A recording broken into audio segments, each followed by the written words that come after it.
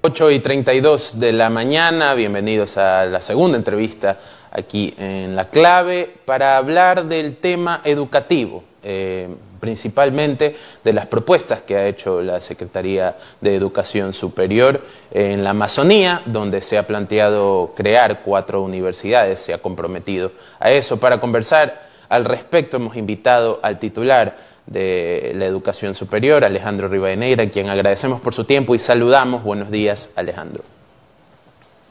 Gracias a Johan por la invitación, un saludo cordial a su audiencia. Efectivamente, en cumplimiento de las disposiciones legales, la CENESID ha trabajado en el proyecto de creación de 4 universidades en la Amazonía. Cuando nosotros a fines del mes de mayo nos hicimos cargo de la CENESID, encontramos que ese proyecto había estado suspendido, es decir, había avanzado un poco, pero no se había completado ni siquiera la primera fase del proceso.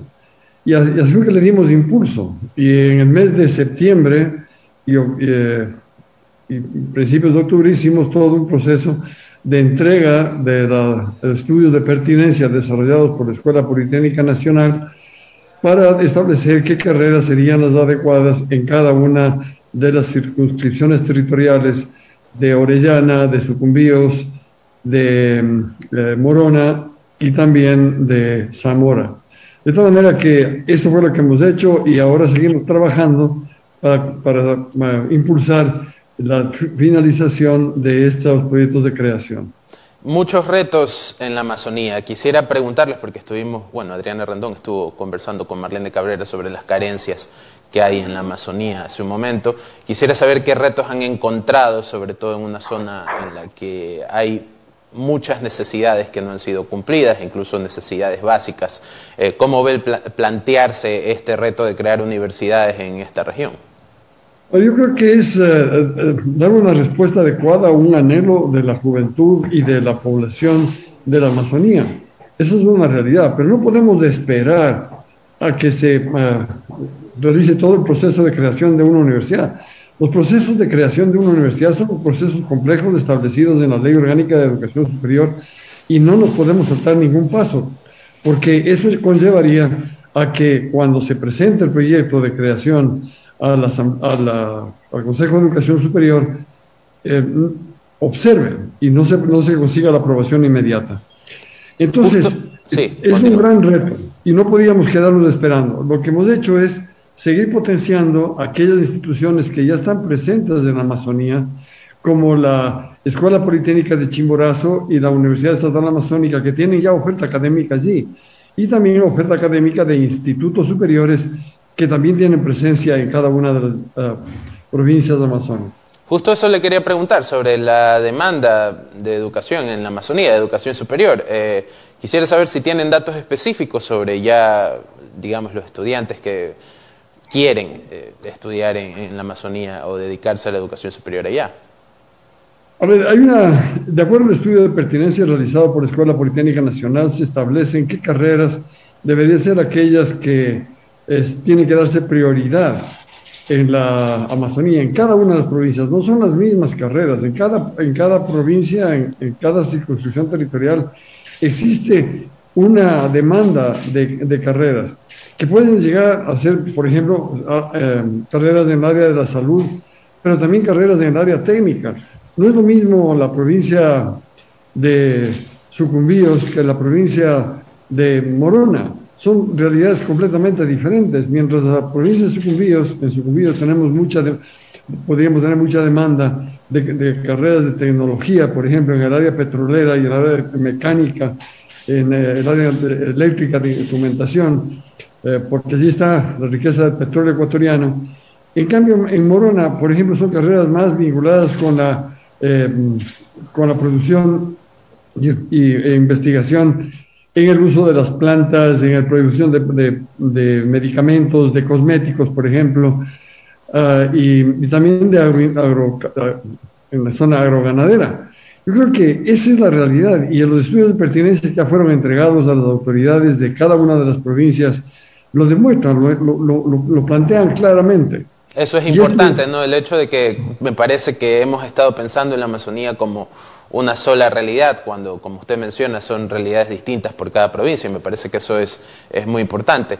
Mencionó hace un momento la complejidad de la creación de universidades, ¿no? Y se ha venido debatiendo esto de permitir de nuevo la creación de universidades. Usted, recuerdo que el año pasado mencionó tajantemente que no iba a permitir la creación de universidades de garaje, algo que me imagino todavía se mantiene en esa posición. Quiero consultarle cuál es su postura en el contexto actual respecto a la creación de nuevas universidades, ya no en la Amazonía, sino en el resto del país. A ver, yo creo que hay algunas realidades que tenemos que satisfacer. Por ejemplo, el tema de la Amazonía es de una disposición legal, igual que el tema de la Universidad de Santo Domingo de los Áchilas. Son disposiciones legales que tenemos que cumplir y estamos trabajando para cumplir con esas obligaciones. Pero el resto tenemos que ir pensando qué tipo de universidades se requiere en el país. Tenemos que ir pensando en qué modelo de educación superior debería implantarse en el país para satisfacer los requerimientos de la juventud y también del mundo en el siglo XXI. No es lo mismo la educación del siglo XIX o siglo XX que aquella que tenemos que presentar al Ecuador como un proyecto de desarrollo integral, no solamente en el área de educación, sino que la educación tiene que estar atado también al sector productivo, por ejemplo, para el siglo XXI. Y entonces... Y un siglo XXI post-pandemia, ¿no? Donde debería también considerar la educación a distancia.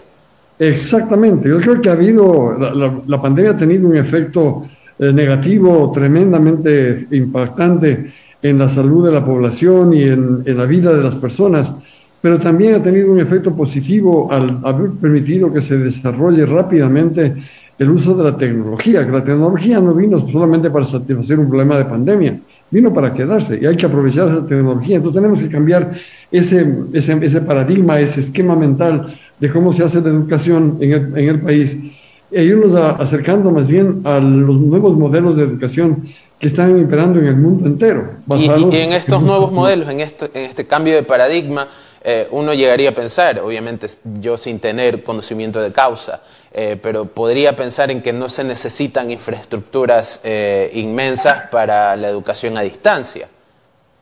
A ver, infraestructura física no, pero infraestructura tecnológica sí. Entonces tendríamos que ir apuntando a fortalecer la infraestructura tecnológica en las universidades, en los institutos superiores, para poder dar satisfacción a ese nuevo modelo de educación, poder cumplir con él. También habrá que pensar que es necesario, de alguna manera, también tener presencialidad, algo de presencialidad. Bueno, y hablando de presencialidad, existe también reducción de aforo en las universidades, ¿no? Usted ha mencionado que hay una reducción del 75 al 50%. Para hablar un poco más de ese tema, ¿cómo ve esta nueva ola de contagios? ¿Eso cree que va a afectar este año a largo plazo o al mediano plazo la educación superior? Ojalá tuviera bola de cristal para saber cómo va a desenvolverse la pandemia, pero lo que estamos viviendo es el día a día de la realidad de una pandemia que es nueva para la humanidad entera y que está afectando la salud de los ecuatorianos. Eso está clarísimo, ¿no? El índice de contagios, cómo se han incrementado los contagios en las últimas semanas ha sido una realidad. Y tenemos que proteger a la ciudadanía, tenemos que proteger a los jóvenes estudiantes, a los profesores, a los administrativos de las universidades, escuelas politécnicas e institutos superiores de esa posibilidad de contagio. Y por eso es que se recomendó y el COE resolvió que el aforo en la presencialidad en las universidades, escuelas politécnicas e institutos superiores se reducía al 50%, hasta ver cómo va desenvolviéndose la pandemia. Porque una vez que se estabilice, con toda seguridad podríamos regresar no al 75%, sino al 100% de presencialidad. Ahora, también es importante reconocer que hay tareas en el proceso educativo, proceso formativo, que requiere de presencialidad, el uso de laboratorios, el tema de prácticas preprofesionales en el área de la salud o en ingenierías o en arquitectura. Creo que eso es una realidad, pero también en educación. En educación también se requiere presencialidad en las prácticas preprofesionales, pero todo tiene que ir atado con el desarrollo de la pandemia y cómo vamos presentando esta sintomatología y estas realidades de contagios a nivel país. Yo creo que hay que hacer un sacrificio, tenemos que salvaguardar la salud de los ecuatorianos. Y bueno, quisiera preguntarle también la afectación bueno, más que la afectación, el índice, si es que llegara a tenerlo, de estudiantes que terminan el bachillerato y van a la universidad, ¿no? Digamos, los últimos 2 años hemos estado en pandemia. Quisiera saber si hay, digamos, una proyección o un dato específico que nos diga si ha aumentado o disminuido la cantidad de alumnos que hacen el examen Transformar o intentan ingresar a la universidad. A ver, el semestre pasado, el segundo semestre del año 2021, tuvimos como intento de rendir la prueba Transformar, el test Transformar, alrededor de 255,000 personas que se inscribieron. Realmente dieron la prueba 225,000. Muchos de ellos eran egresados en ese semestre. Buena parte también eran personas que venían aplicando una vez tras otra a la prueba de admisión. Lamentablemente, esa es una realidad que tenemos que enfrentar y que tenemos que ir creando oportunidades. Y por eso fue que desde el primer día de trabajo, a través del diálogo y a través de ese encuentro entre las universidades, escuelas politécnicas e institutos superiores con la CENESID, se logró incrementar el cupo de 90,000 a 120,000 aproximadamente. El 30% de incremento en el cupo de oferta de acceso al sistema de educación superior. Entonces sí ha habido un aumento, ¿no?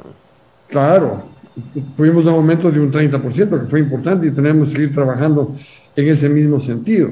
De tal manera que poco a poco tenemos que ir cerrando la brecha. Esto no es un proceso que se puede solucionar de la noche a la mañana.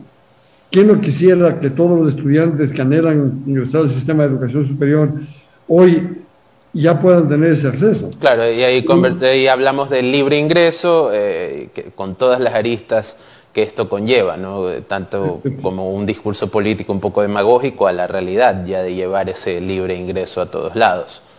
Deberíamos apuntar a ello, pero también deberíamos trabajar en ir preparando a la juventud para que escoja adecuadamente la carrera a la cual está apuntando.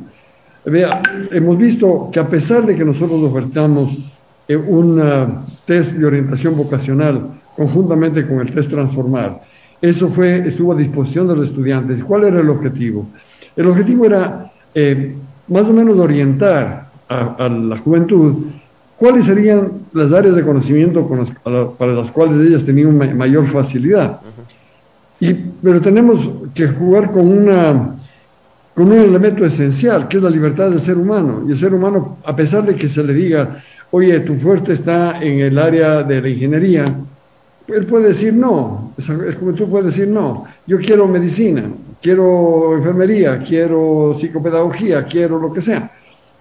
Y resulta que en uso de su libertad ponen opciones en el proceso de admisión.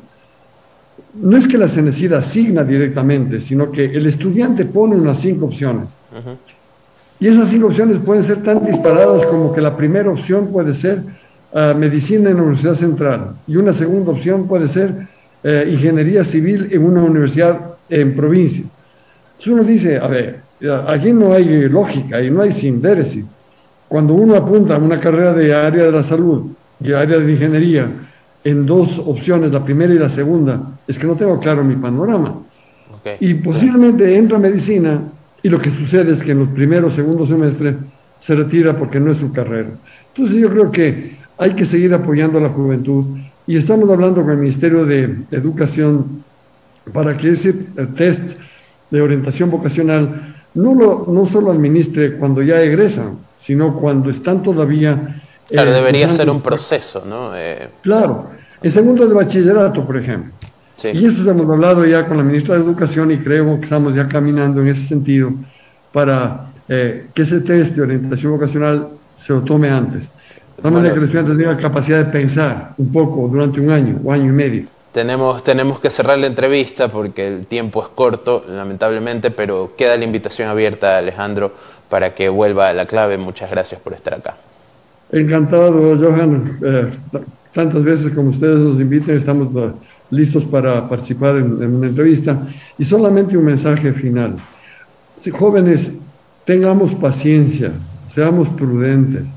Tenemos que salvaguardar la salud de todos los ecuatorianos. Acudamos a los centros de vacunación, vacunémonos todos. Yo tengo ya la tercera dosis de vacunación y aún así me sigo cuidando. Y tenemos que tener vacunas más cuidado personal, más responsabilidad personal. Y así vamos a sacar un Ecuador que sea mucho más fuerte, un Ecuador que pueda desarrollarse más rápidamente y que seamos capaces de tener un Ecuador que todos nosotros anhelamos. Este gobierno lo que promete cumple y es lo que estamos haciendo. Juntos lo estamos cumpliendo. Y estaremos nosotros viendo paso a paso que así sea, Alejandro. Muchas gracias por su tiempo.